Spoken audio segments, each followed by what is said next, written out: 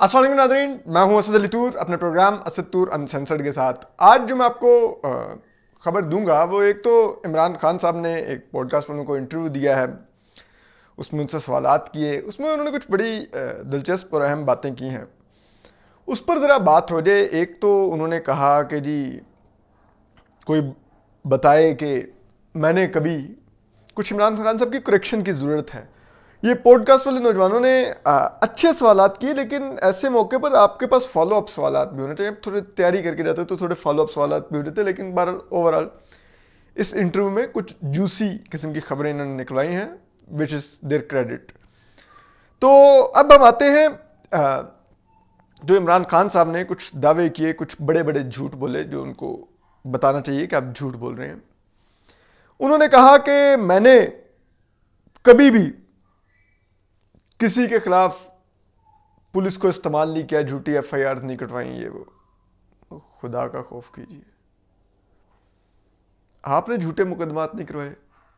राना सनाउल्लाह के खिलाफ जो वो हीरोइन डाली गई, उससे ज़्यादा घटिया और झूठा मुकदमा क्या हो सकता है जो आपने करवाया अपने एक सियासी मुखालिफ के खिलाफ। डीजी एफआईए उस वक्त के बशीर मेमन वो खुद बताते हैं कि आपने बुला के कहा कि क्योंकि मेरी बीवी की तस्वीर ट्वीट की गई है, बुशरा बीबी की, तो उसके ऊपर ख्वाजा आसिफ के खिलाफ और मरीम के खिलाफ गद्दारी का मुकदमा दर्ज करो। क्या बात करते हैं आप, यही कुछ करते रहे। शाहिद खाका नवासी को किस फ्रिवलेस रेफरेंस में आपने डाला नैब में, जेल में? आप बताइए ना। वो जो फरियाल तालपुर साहिबा थी, उनको किस तरह से आप चांद रात को उठा के आप अस्पताल से लेके गए नैब के जरिए? छोड़िए ना, क्या बात कर रहे हैं कि आपने आपने की ही पॉलिटिकल विक्टिमाइजेशन है और इदारों को इतना रुथलेसली इस्तेमाल किया कि वो इदारे भी एक्सपोज हो गए कि आपका पॉलिटिकल नैरेटिव है ये। अकाउंटेबिलिटी का असल में इसमें कोई सब्सटेंस नहीं है, ये आपका पर्सनल वेंडेटा है इन पॉलिटिशियंस के खिलाफ। क्योंकि ख्वाजा आसिफ ने आपको शर्म करो हया करो वाली तकरीर की हुई थी, बाकियों के साथ भी आपके इसी किस्म के मसले थे, राना सनाउल्लाह के साथ भी यही मसला था, ये तो आप कह रहे थे। फिर आप कहते हैं मैंने अदलिया आज़ाद रखी, मैंने अदलिया में कभी कोई मुदाखलत नहीं की, अंडरमाइन नहीं किया। खुदा का खौफ करें, जस्टिस काजी फायज ईसा के खिलाफ जो घटिया तरीन बेशरम, जिसको आप खुद मान चुके हैं कि आपने वो झूठा रेफरेंस एक साजिश के तहत ईमानदार तरीन जज के खिलाफ दायर किया, वो क्या था? आप कहते हैं मैंने अदलिया मुदाखलत ही नहीं की। तो उन पॉडकास्ट में बच्चों को पूछना चाहिए था कि सर वो जो जस्टिस कादी फैज के खिलाफ रेफरेंस था वो क्या था, अगर आप अदलिया को अंडरमाइन नहीं करना चाह रहे थे। फिर उन्होंने कहा जी कि मैं जनरल फैज को वो चाहता था मेरी सर्दियां निकलवा दें। इसी किस्म की उन्होंने बात की। चीज़ ये है कि लेफ्टिनेंट जनरल फैज हमीद जो हैं अभी कोर कमांडर पेशावर हैं, उस वक्त डीजीआईएसआई थे। भाई माजरत के साथ वो कोई गीजर नहीं है, उन्होंने आपकी सर्दियां निकलवानी थी। आप जो कह रहे हैं कि जी मुझे जुलाई से पता चल गया था कि नून लीग का मंसूबा है मुझे इस तरह से इन हाउस चेंज से हटाने का, पिछले साल जुलाई से, तो फिर ये अमरीकी साजिश कहाँ से आई? ये ख़त कहाँ से आया? ये सब कुछ कहाँ से आया? मतलब छोड़ दीजिए ना। ये आपको तब पहली दफ़ा इसका एहसास हुआ कि आपकी साथ अब आपको अबैंडन करने का फैसला हो गया, जब ये जुलाई अगस्त में ही एक मीटिंग हुई थी, या शायद उससे भी थोड़ा पहले, आर्मी चीफ की वज़ीर-ए-आज़म इमरान खान से, जिसमें उन्होंने कहा था कि फ़ौज ने अब न्यूट्रल होने का फैसला किया है ताकि अगले इलेक्शन में लेवल प्लेइंग फील्ड मिले तमाम सियासतदानों को। जिस पर वज़ीर इमरान खान जरा ये बताते हैं कि तब कर बाहर निकल गए थे और उन्होंने कहा था कि ये अब इनको न्यूट्रलिटी का ख्याल आ गया, मैं देखूंगा कौन कैसे न्यूट्रल होता है। तो at that time he had realization कि अब फौज मुझसे दूरी इख्तियार करना चाह रही है और मुझे अबेंडन करना चाह रही है। तो फिर मतलब आप छोड़िए ना फिर अमरीकी साजिश को। फिर आपने कहा जी कि वो लेफ्टिनेंट फैज़ हमीद को मैं इसलिए रखना चाहता था, एक तो अफगानिस्तान के लिए, और दूसरा क्योंकि ये अपोजिशन जो मेरे खिलाफ मूव कर रही थी, तो intelligence chief eyes and years होता है वज़ीर-ए-आज़म का। अफगानिस्तान की जहां तक बात है, चलें फिर भी उस पर कुछ आर्गू हो सकता है, लेकिन अगेन अफगानिस्तान के अंदर अफगानिस्तान डेस्क है आईएसआई के अंदर, पूरा वो देख रहा था उसमें एक मेजर जनरल साहब बैठे हुए थे, वो देख रहे थे सारा मामला। आप बिला वजह कह रहे हैं कि जनरल फैज ने देखना था। फिर आप कहते हैं कि जी उनको वो देखना चाहिए था। वो मैं चाहता था कि वो ये अपोजिशन की साजिश जो उन्होंने करनी थी, मुझे पता था दिसंबर में ये सब कुछ मूव उठेगी, उसको नाकाम बनाने के लिए DGISI का मैंडेट है। वो एक सियासी मामला, आप सियासी तरीके से लड़ते हैं। यही तो डे वन से बात हो रही है कि फौज का और ISI का सियासत में कोई किरदार नहीं होना चाहिए, सियासी जोड़ तोड़ में किरदार नहीं होना चाहिए, हुकूमतें बनाने गिराने में कोई किरदार नहीं होना चाहिए, सियासी जमातें बनाने और तोड़ने में कोई किरदार नहीं होना चाहिए। तो ISI हमारे आईज एंड ईयर्स हैं पाकिस्तान की।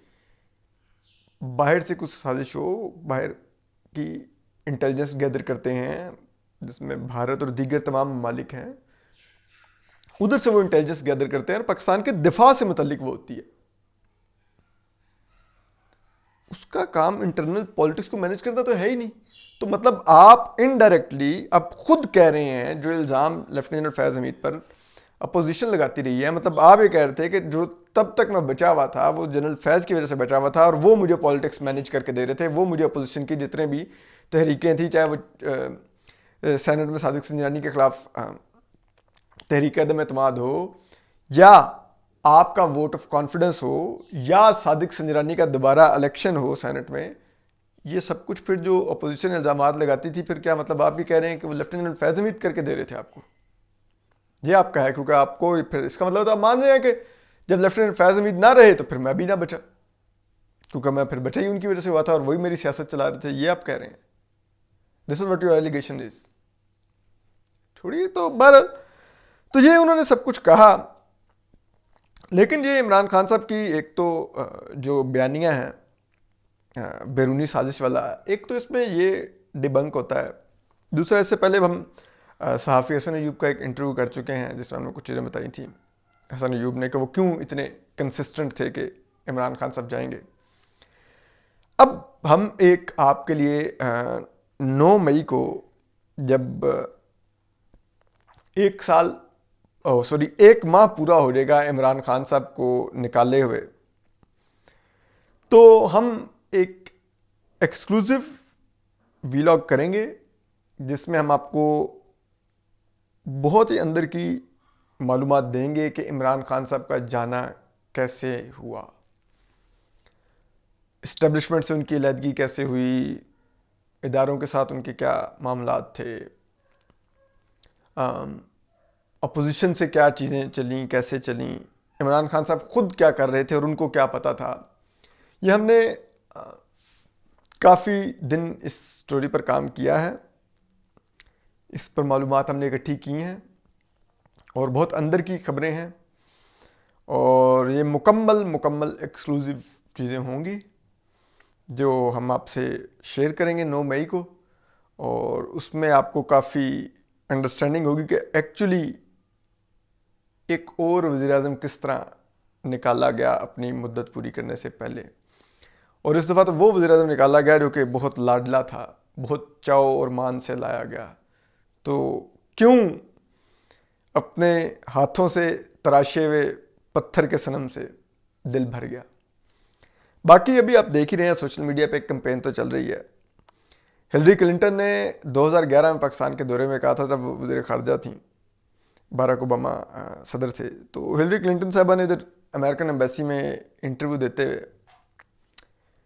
एक डेविड इग्नाशियस ने भी यही चीज़ एग्जैक्टली लिखी थी वाशिंगटन पोस्ट में, उसी बात को दोहराया हिलरी क्लिंटन ने इधर अमेरिकन एम्बेसी में पाकिस्तानी सहाफ़ियों को इंटरव्यू देते हुए। ये जो मिलिटेंट्स पाकिस्तानी इस्टेब्लिशमेंट पालती रही अफ़गानिस्तान में भी और दीगर ख़त्े में भी, तो इस पर उन्होंने कहा था कि एक बात याद रखिएगा, अगर आप अपने बैकयार्ड में, यानी कि अपने घर के पिछले सहन में अगर आप सांप पालेंगे और आपको लगेगा कि वो सिर्फ आपके हमसायों को काटेंगे, तो आपकी गलतफहमी है, वो अल्टीमेटली आपको भी काटेंगे। और यही हुआ जो हम 90 की दहाई से ये मिलिटेंट्स की हमारी रियासत पॉलिसी चला रही थी, अल्टीमेटली उसका ब्लो बैक फिर पाकिस्तान के अंदर आया जब वॉर एंड टेरर शुरू हुई अफ़गानिस्तान में।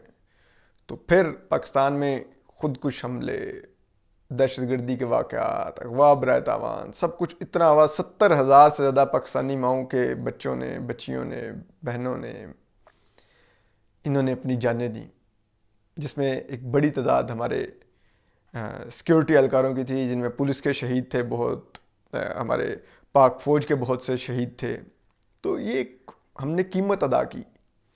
तो आज अब आप देखिए कि हमने 5th जनरेशन वार जो हमारे रियासती इदारों ने इस मुल्क के ऊपर इम्पोज की, इल्ज़ाम ये लगाया जाता रहा कि बाहर से 5th जनरेशन वार हो रही है और हम उसको काउंटर करने को शुरू रहने लगे। सब कुछ झूठ था। सिर्फ सियासत को और सहाफ़त को और पाकिस्तानी माशरे को अंडरमाइन करने के लिए, इसकी सोच को तबाह करने के लिए और उसको महदूद करने के लिए, और हमें कुएं के मेंढक बनाने के लिए जो 5th जनरेशन वार इस मुल्क में मुसल्लत की गई, वो जो सांप पाले गए उस दौरान, चाहे वो गीला तीतर हो या जो भी हूँ, जितने टीवी पे भी एंकर्स थे और ये वो सब कुछ, ये यूट्यूबर जो मंथलियों पे लगाए गए हुए थे, 25-25 हज़ार वाले, 50-50 हज़ार वाले, अब वो सांप फौज के इदारे को काट रहे हैं। तो ये सोचना चाहिए कि क्यों ये सांप पाले गए थे। कोई तो आज सोचे ना ये बात कि ये फिर हमें तो जितना इन्होंने काटना था काट लिया, हमने भुगत लिया, क्या हो गया। हम फिर भी सहाफत कर रहे हैं, इसी मुल्क में रिपोर्ट कर रहे हैं। लेकिन आज ये तो सोचा जाए कि ये क्यों सांप पाले गए और ये किसकी पॉलिसी थी। उन जीनियस को तो ज़रा पूछा जाए कि ये आपका ब्रेन चाइल्ड हमने इम्प्लीमेंट तो किया, लेकिन ये तो ये हो गया। और ये यकीनन किसी इंडिविजुअल का ब्रेन चाइल्ड नहीं हो सकता, ये इसमें कलेक्टिव डिसीजन होगा ये इदारों का। तो बहरहाल अपना ख्याल रखिए, सलामत रहिए, अल्लाह हाफिज़।